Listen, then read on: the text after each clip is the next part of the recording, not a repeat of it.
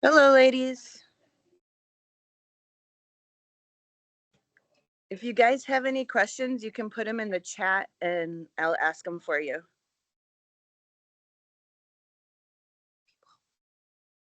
Good morning, noted. You can put Yes, questions. good morning. I'll ask them for you if you don't want to ask them out loud. It's fine. I don't mind.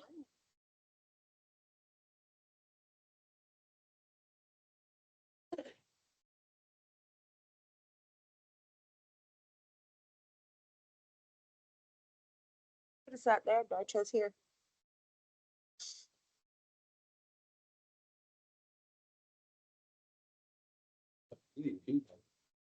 Right? I would take a beanbag. That would be perfect. I wish.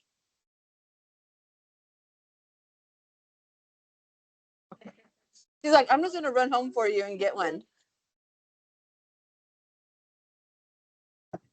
Okay.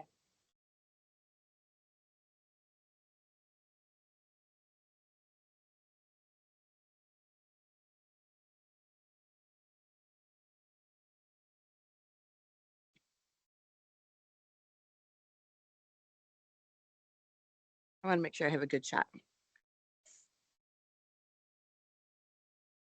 Huh? I have Marie and Evelyn.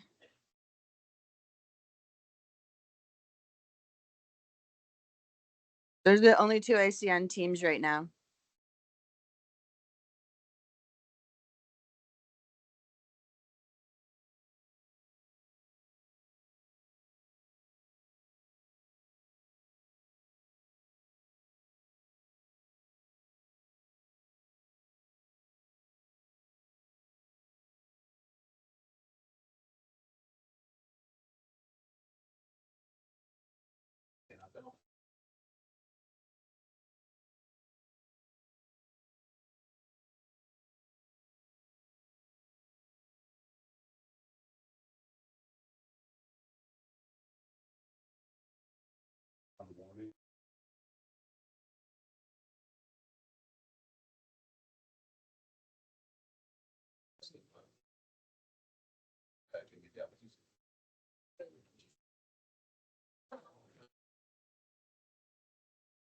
That's a thought.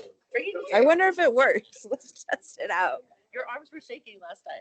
There you go. Dude, that does work. You are on it. Oh, that's perfect. Teamwork makes the dream work.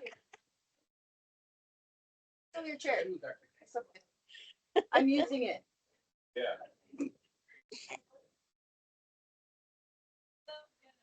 I love Sammy's idea. Last time she was like this at the end. More to get up. She's like, I know. just gotta pay attention if anybody's chatting. I could join on my phone too. Then I You can, sit there still. I can pay attention to people who Oh, are in yeah, the good chat idea. that way. Yeah. Because I do that all the time. Troubleshooting 101.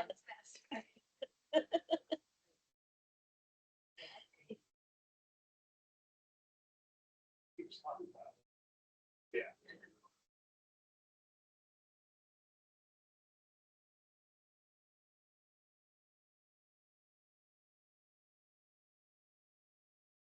Works a lot, you know. Nowadays, yeah.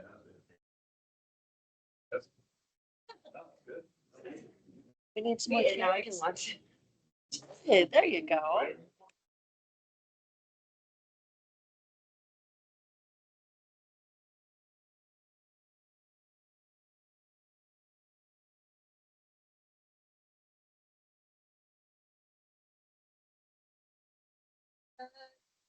You know, I think we're good to go ahead and get started. Morning, everybody. Morning. I'm Sam with HomeOxygen Company. We're your heat provider.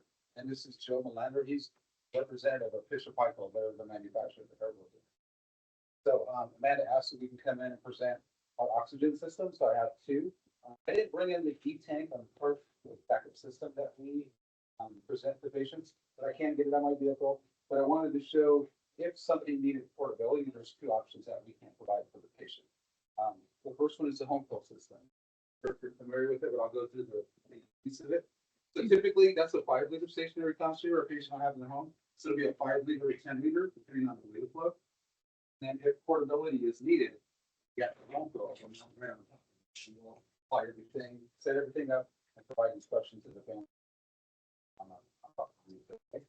So I'm just going to go through really quick on how to use the home fill system. If you have any questions, please feel free to ask. Okay. So this is the 5-liter stationary concentrator. I have it on now. Regulated on 2. Typically, if the patient's liter flow is greater than 4, they're going to get a 10-liter stationary concentrator.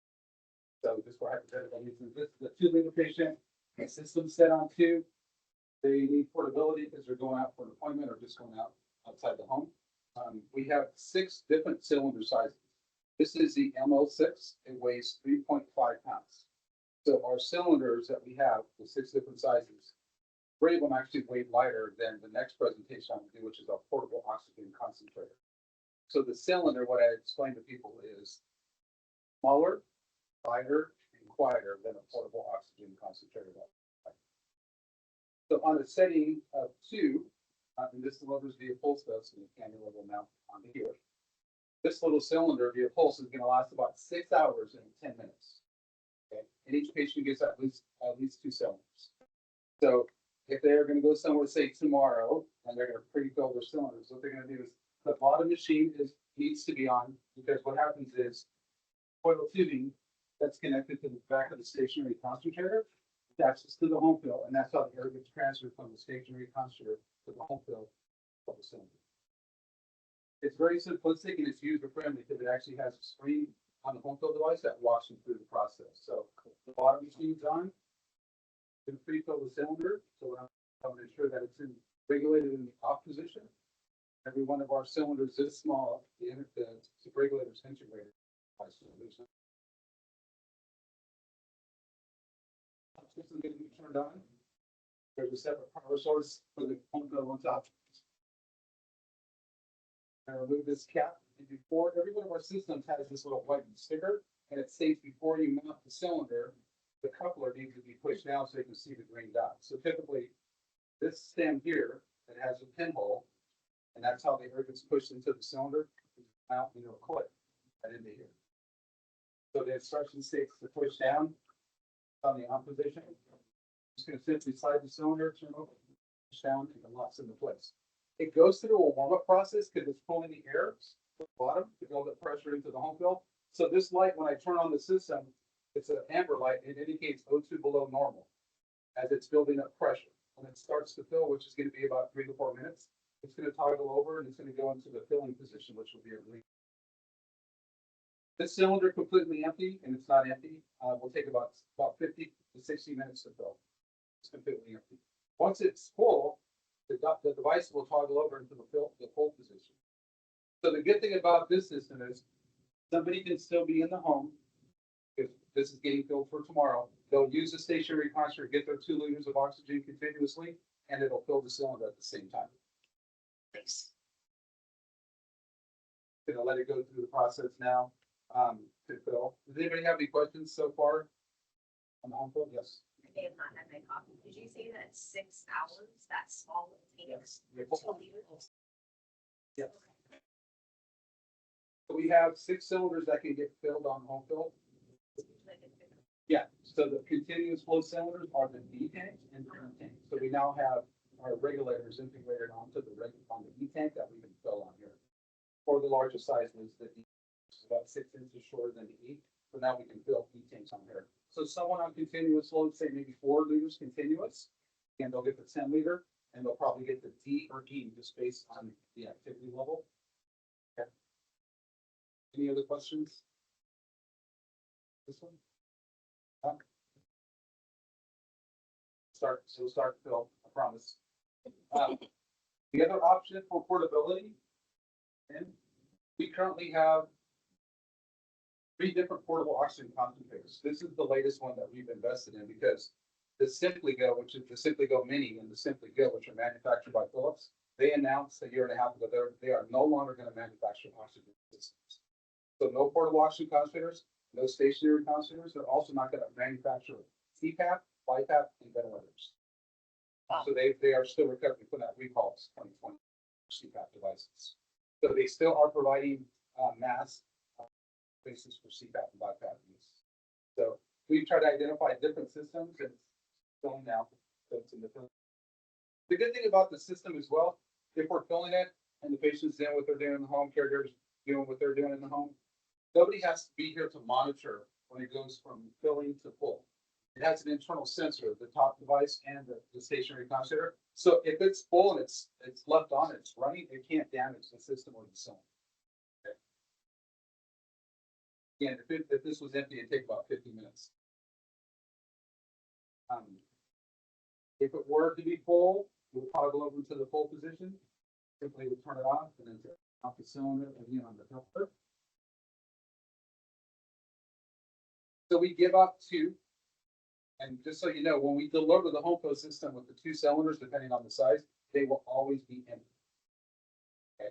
So if you know that someone is leaving tomorrow and they need the HomePro system, if you can order it the day prior so we can get it in the home. That's true.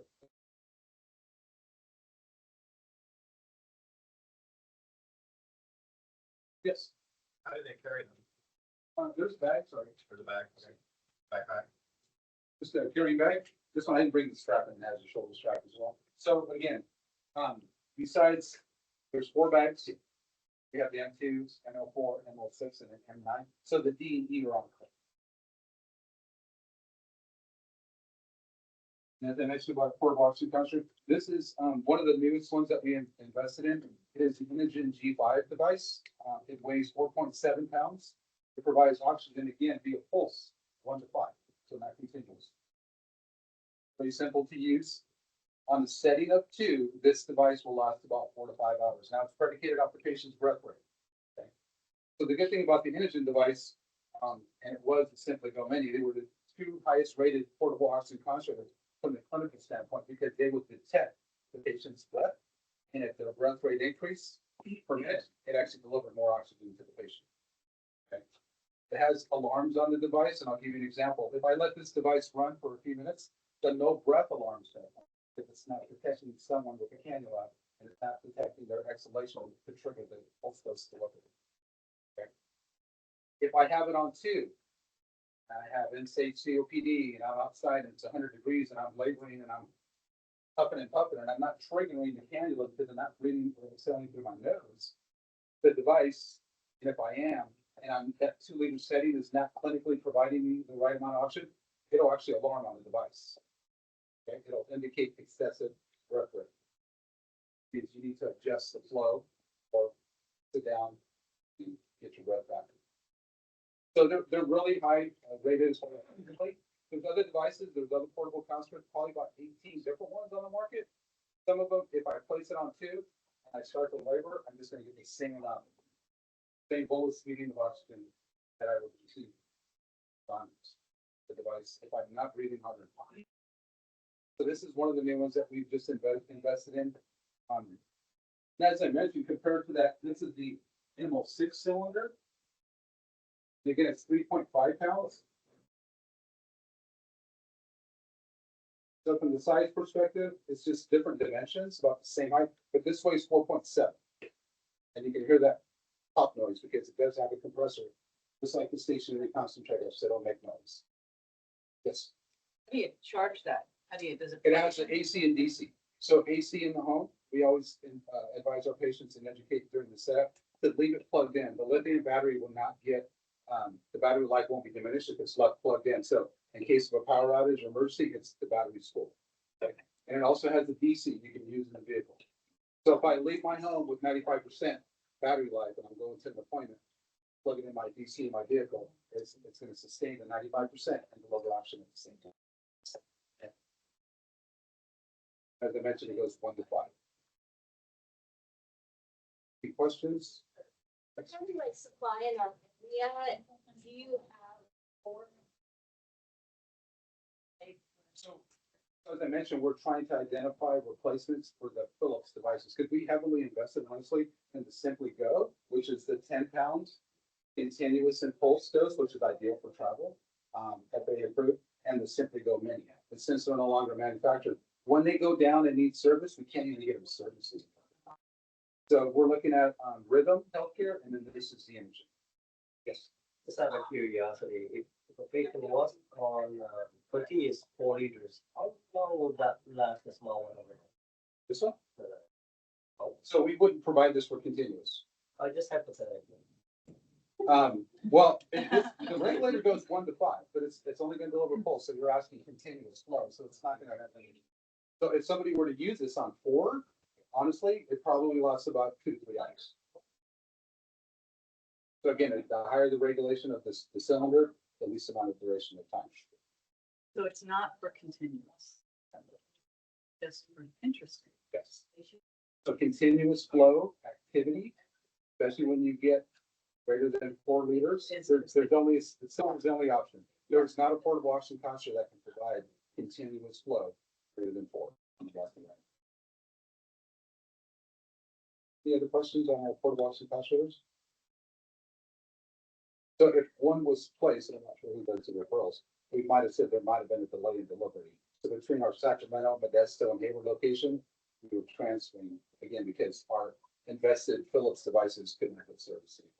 So we identified. We actually just received 50 new station or portable oxygen concentrators on Wednesday. Any other questions on? Okay. Joe's going to go over the AIRVO device. Yeah, so Joe, Fisher Michael Healthcare, we're the manufacturer of the AIRVO. So the first thing I want to say about this device is number one, it's not life sustaining. Okay. It's not a ventilator. It's easier to use with a CPAP. Okay. Sam and his team, RT, they bring it out, they set it up. If you need more details, Sam, how all that works. So what I kind of want to do is I just kind of want to walk you through the device on what it does and how it's going to benefit your patients. Okay. And I'll give you the different mechanisms. I'll show you how it works. And if you all want to later, you can come up and I can show you the buttonology of it if you want to walk through it, just so you become really familiar. But again, once this thing is set, it's pretty much your job is done. Biggest thing you're going to ever have to do or the patient is fill the water. Okay. So very simple, very easy to do. When it comes to this device, a lot of people think humidified high flow. This is something that's used in the ER, in a OR, whatever the case may be. In the hospice setting, the AIRVO is for pure comfort. Okay, so there's 3 mechanisms that this device delivers. The first one being humidification. Okay, now it's not your CPAP humidification. This is taken up a level. This is the same type of humidifier that they use in the ICU, okay? So it's capable of bringing 37 degrees and 44 milligrams of absolute humidity. So that's a fully saturated gas. So when we breathe in a breath of air, by the time it gets down into our lungs and our carinum, it's at 37 degrees and 44 milligrams of absolute humidity. So with this device, we can match those conditions at the point of entry. So what is that going to do?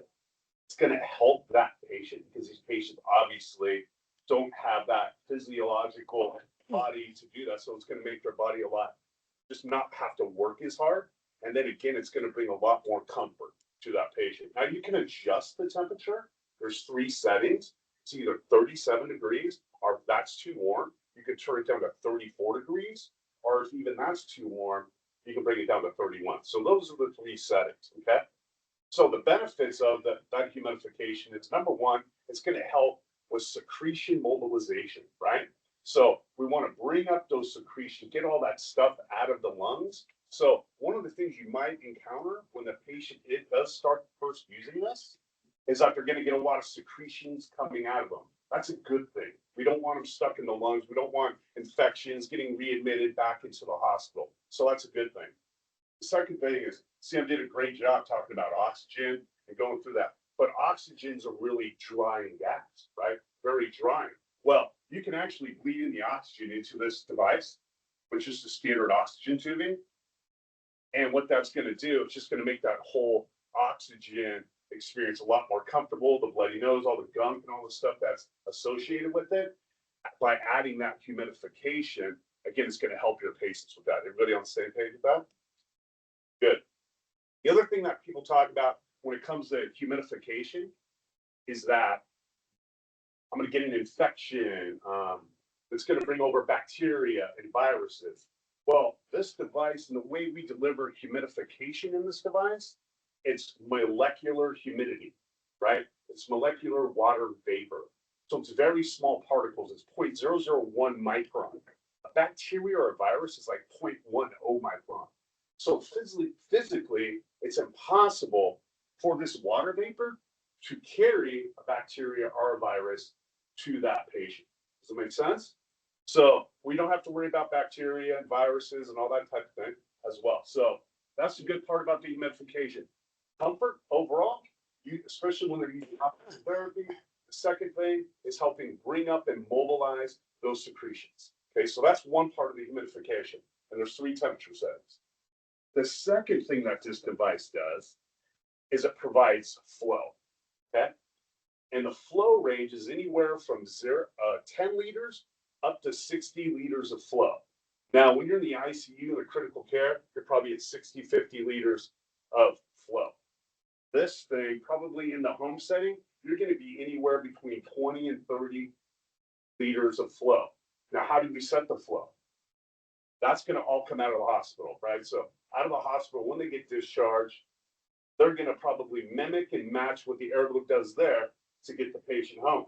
But just so you know on how they usually typically do that, it's probably meet or exceed the patient's peak inspiratory demand. Now, again, this isn't a CPAP where it's a pressurized system. It's an open system, okay?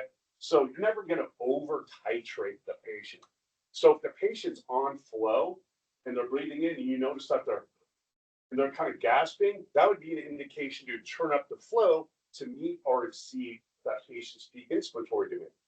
Now, if they needed 30 liters of flow and you turn it up to 45, it's not going to do anything wrong. It's just the lungs are going to take in what the lungs can take in, and it's just going to blow out the extra.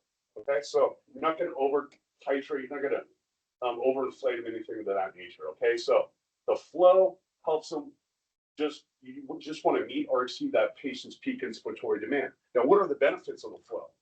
Well, a lot of these patients, they're short of breath. They're taking short, shallow breaths. They're really struggling to breathe. By providing this extra flow, it helps them elongate that breath, right?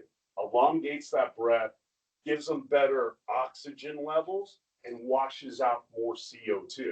So their next breath they breathe in is going to be more oxygenated. And then since they're not struggling to breathe, they have nice elongated breaths. Their heart rate goes down, they relax, they're a lot more comfortable. Okay, so that's the whole thing about the flow setting. And then again, it has that added benefit of washing out that CO2 in that anatomical space. Okay, so that's the flow setting. And then, as Sam pointed out, you can bleed in oxygen. You don't need to bleed in oxygen, but you can bleed in oxygen as well. Does that make sense? On the comfort side of things, it's on right now. So this is on at 30 liters of flow right now, okay? So very quiet. It's not a loud 50 PSI compressor. This is something, how you deliver the gas is through a nasal cannula, just like this. I'll pass it around, but it does just clip onto the end of the tube, just like so, okay? So that's your nasal cannula. Just goes into the nose and pull it over. And then even on the tube, they have a little clip they can put onto the nightgown so it takes off a lot of that tube drag. It's around if you want to take a look at it. The great thing about that compared to like a CPAP or a BiPAP is that they can talk, they can eat, they can drink, they can communicate with their loved ones and family.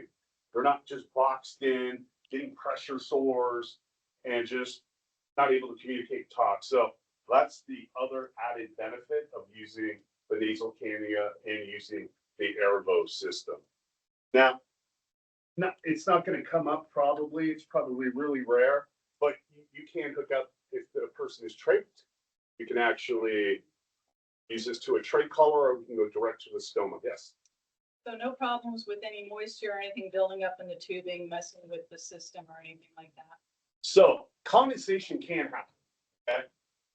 If that's what you're talking about. Yes, sir. Yep. So what we do, so kind of I'll outline and we'll get into condensation, but with condensation, this is a heated wire circuit. Okay.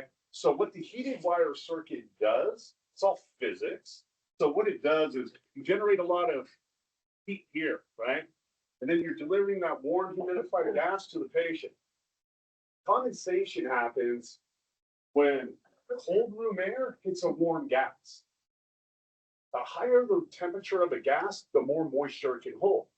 Well, if that gas starts to cool, the water droplets fall out, get into your tube, hence you get condensation. So a couple rules of thumb. You want to make sure the device is below the patient's head. Okay, that's number one. Number two, we don't want a fan blowing right on to the tubing or an open window by it. So you just got to look out for some environmental factors. So it is a little bit more smart tube technology. And this thing does have a nice algorithm in it, where if it's generating 37 degrees here and it notices the endpoint temperature because it has proximal and distal temperature that measures flow, outside temperature, the heater plate will adjust for those room environments, but it only can do so much to help manage that condensation. Okay. And if they do get condensation, like I said, look at the environment. Okay. And then what they can do is you can just lift up this tube and it will just go right back into Okay, so the you can chamber. just do that. Yep. It's a good thing to do. So that's on how you manage it. So how this device is working, like I said, it's on right now, so it's really quiet. It's like a CPAP in the fact that it's drawing in room air right now, and it's bringing in that room air through here, and then it picks up that moisture, and you can see there's the dry side. Then you can see on this half, you can see that moisture build up, and then it brings that warm humidified gas to the patient, and then you want to deliver it via nasal cannula. The buttonology of it is pretty simple and easy to do. There's 3 settings, and if you want to come up here and take a look, there's a red number that will say the temperature. There's a blue number that will say the flow. And then the third number is a green number. And that is your FiO2, fraction of oxygen, okay? Now, right now it's at 21. But as you add in 2 or 3 liters of oxygen, you'll notice that FiO2 number will go up or down, okay? Now, in this setting, you're probably not using any kind of pulse ox or anything like that, right? Or do you?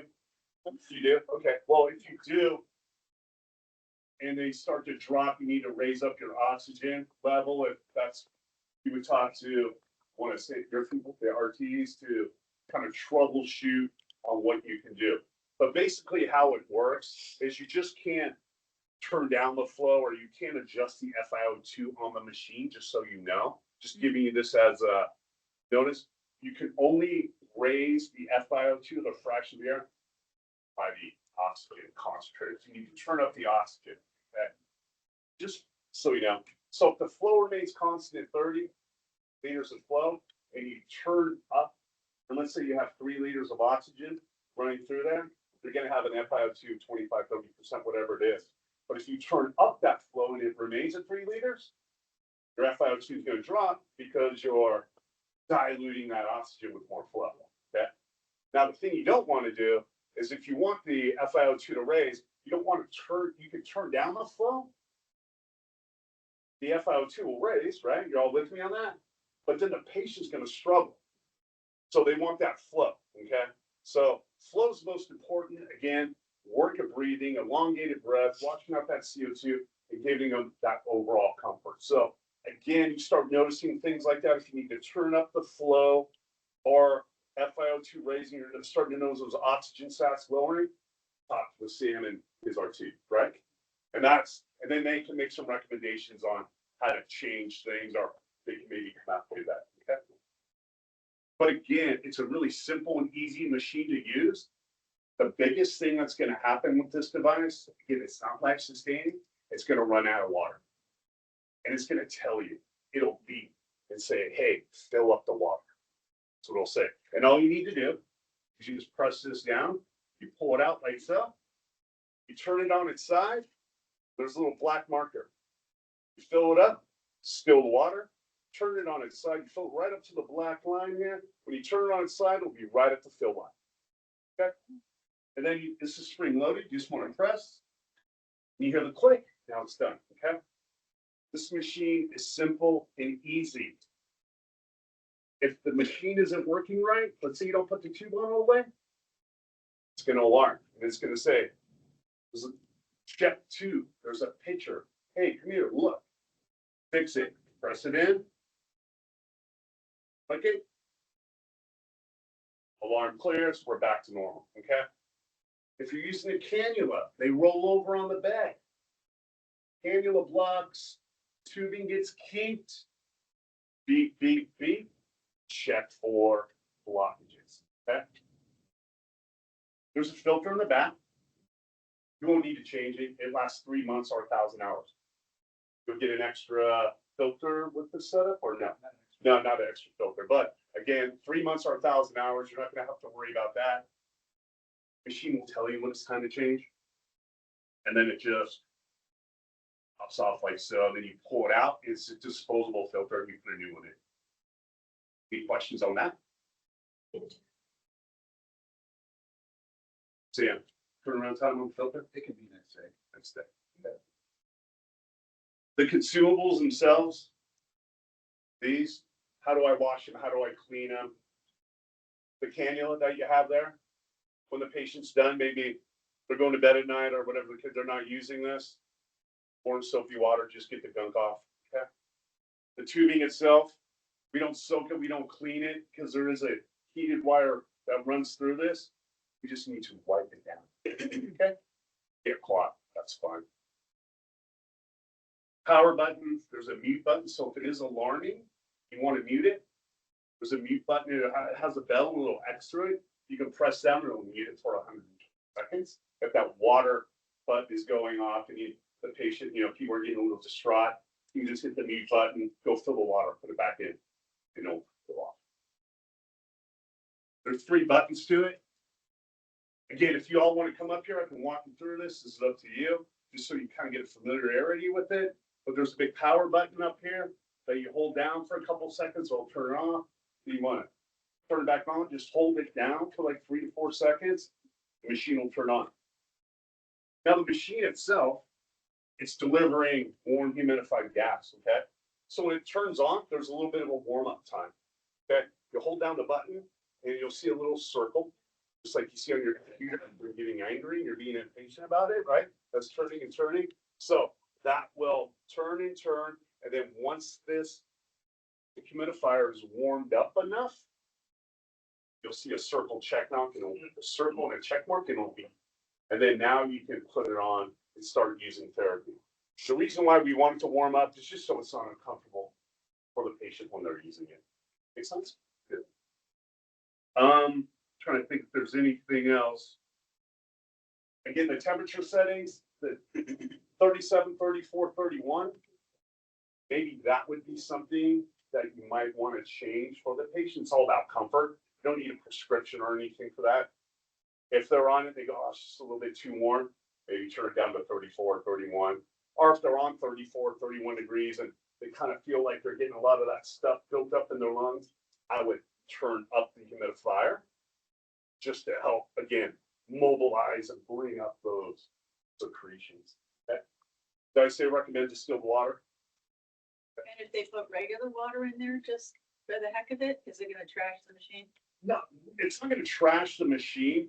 The reason why we say distilled water is because if you use tap water, a lot of tap water, especially in the area, has a lot of minerals in it, right? And then what happens is it can eat away at that O-ring on the bottom that provides that seal, and then you might get leakage. Now, if they put it in there, it's not going to be the end of the world, but a lot of times you'll see people that are on CPAP, they have those chambers and they're all white. That's all that calcification. That's from the water particle. So that's why I said we recommend using distilled water. And again, you're not going to transmit any virus or bacteria to the patient because it's water vapor rather than water droplets. Like you see nebulizers, right? Those are big water droplets. So a bacteria or a virus can actually jump onto those and get transported to the patient, right? But not with water vapor. You are fine. That's the device in a nutshell.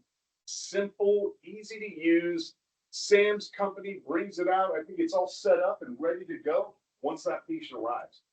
Okay. Now, there is no battery. Okay. It's not transportable.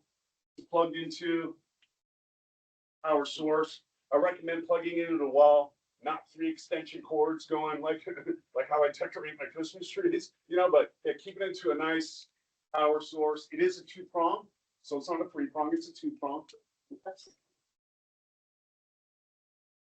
Anything else? Yes. Used to be an app that was. Oh, that was good, man. I was gonna like hit it out of the park with that.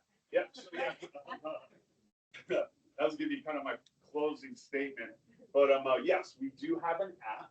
It is free for Google and Apple phones. It's called the AIRVO app. You can look it on. It's free. Now, it does not control the device at all, but it's a nice little tutorial for you to look at. You can actually mimic the controls, meaning you can play around with it. It's good to even give to the caregiver, kind of familiarize yourself with the device. So yep, it's free. It's called the AIRVO app. Trying to think of what else would come up on this. Sam, anything else? No, I was going to talk about the app because we use it as well. Okay. I know I handed out the FiO2 chart, so I can leave it with you again as a reference. And I mentioned last time, we haven't really received any AIRVO orders, and I know they're going to get out of the hospital. But I mentioned that we do, on our end, we have a case manager. So if we get a hospital discharge order, say today we get an order, 2 o'clock, say patient's going to discharge tomorrow and be transported home by 12 the next day. We have a case manager. It's a respiratory therapist that monitors all the discharge orders that we get. So, and that same case manager RT is a person of contact for typically identifying settings from the hospital. Again, because we can't mirror the hospital settings in the home, to identify the proper settings of the AIRVO device, typically with high flow oxygen bleeded. He would be the person to have conversations with if you have a nurse at the hospital or maybe a liaison at the hospital, that we can have that conversation. Because typically the delay of the AIRVO delivery is identifying the settings for the patient to receive the AIRVO out, because we can't mirror the settings from the hospital. And typically the reason for that, just so you know, is because in the home you're using oxygen concentrators, right? In the facility in the hospital, they have walled oxygen, so you can do 100%, which is do that.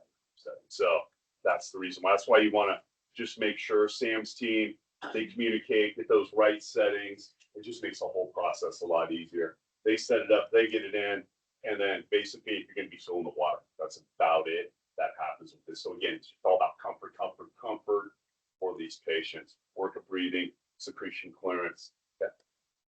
On the FiO2 chart, for in-home use, the maximum oxygen flow, blood in is 15 liters, and it's indicated on the chart as well. So we would take out 2 10-liter stationary tanks for the patient's. I'll leave this behind as well. Is the referral coordinator here? That place the orders in?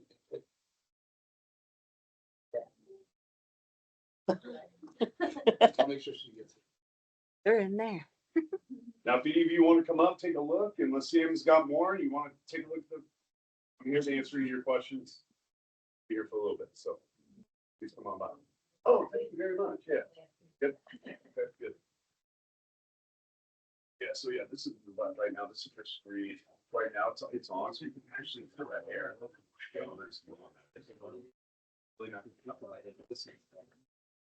Yeah, got that 37 degrees. Getting out of that. 30 meters of flow, and we're running in the mirror, so we're 31%. And then if there was a cheat. Oh, I'm sorry. That's okay.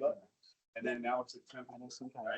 Now it's a loss on here, just in case there's any kids running around, you don't want them playing with it. You would just pull down the top 2 buttons, like. Identifies the case, they can. And then when it thinks that you can turn it down to 34, 31, and then see you go to 34, you press the play Let's go button. ahead. Yeah. And then you lock it right into place. And now you're at the flow setting. And then again, if you want to change that flow up or down, again, this would be CMC, right? You just hold down the up and down arrow. And then you can go, now it's blinking. That's an indication. Now I turned up the flow to 40, right? And then, or I can turn it down. Just turn it down to 20. Press it, locks it in, and press it here. And now it's just going to show the FiO2. Now, again, you can't change the FiO2 on the machine. It's all done at the oxygen source. Make sense? Good. I It's got not so. money questions. Okay. Okay, so. So say someone like me just decides. Sorry. Oh, yeah. Buy it online. Yeah, unless you It's have like it. Kaiser's not gonna pay. Probably, well, Kaiser pays for it, or I know. pediatric patients, and a couple others. Did you want to tell everybody about it? Medicare does not. Well, This is I've even left the station as an concentrator. I really see the benefit. That has all too, but just in case like last, like, yeah, I did treat. Cystic, there's so many. Fine, let's, we track the big inventory. Adults and stuff No. like that. But no. And, insurance companies. If you look on it online, I'm gonna say you're gonna look at it. More than that, probably $4,000 or so. Yeah. But they, oh, Hey, I, guys. I don't know. I don't make that determination. That's all part of your contract. yeah, but like you said, so you're working. The meeting will be starting shortly after, in a while, in a bit. That's Is it gonna be? I have no idea. I'm not running the meeting. So they want floaties. It's not me running the meeting. It's those two. The biggest Have thing to ask is that them. the studies we've done, the literature, the evidence that we're showing is that this humidification alone, by mobilizing and bringing up those secretions, leading to less exacerbation, less hospitals. Yep. But it's the biggest process. For my pay grade, to be quite honest with you. No, it's. Yeah, no, so you. Yeah.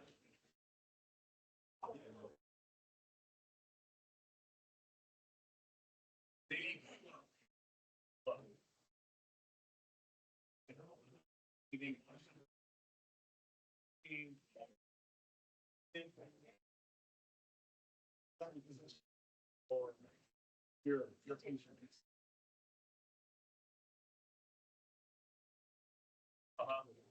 Again, another.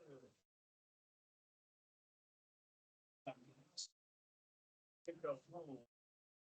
Get them out of there. Talk to what's going on.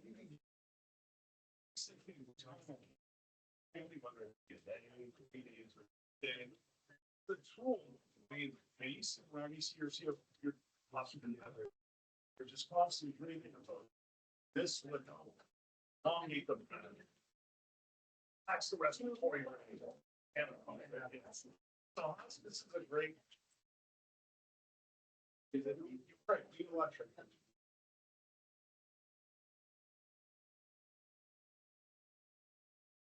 You like it?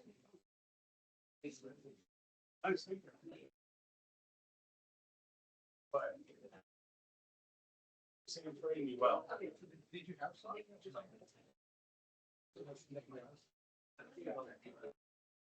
It just. Happens in. Then once you happens.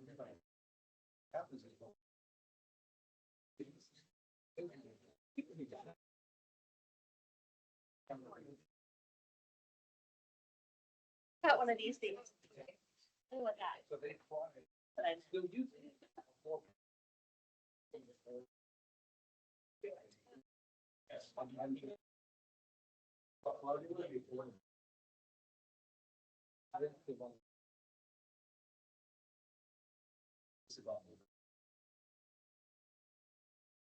Like small. These ones.